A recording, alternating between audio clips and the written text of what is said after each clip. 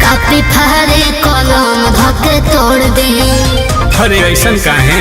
अरे का बताई हो मन करे पढ़ाई कोई छोड़ दे। कापी फारे कलम धके तोड़ दे। सभे घरे से पहरे लताक में तहर सूरत समा जाला आँख में। अच्छा जब हवे पियर फराक में ना मोहब्बत उड़ावो मजाक में।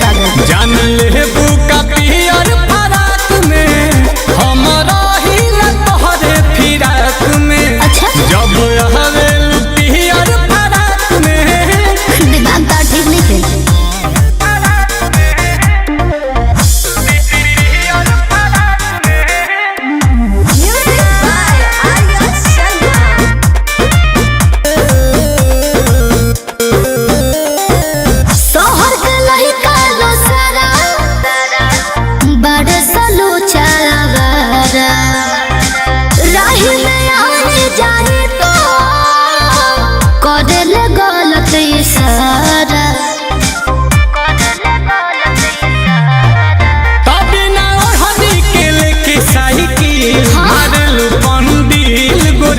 जब घंटी दबे लुटन करेला हमार दिल गोरिया।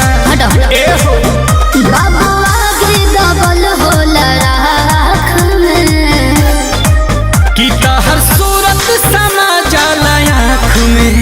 जब हवे पियर फराक में ना मोहब्बत उड़ावो मजाक में।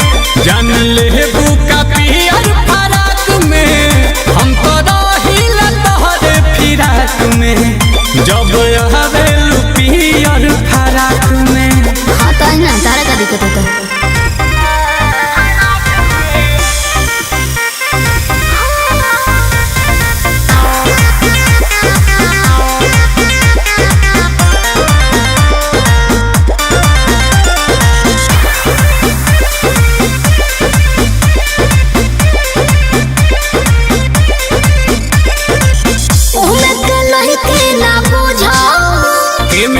बिजुली के तार से न जूझो।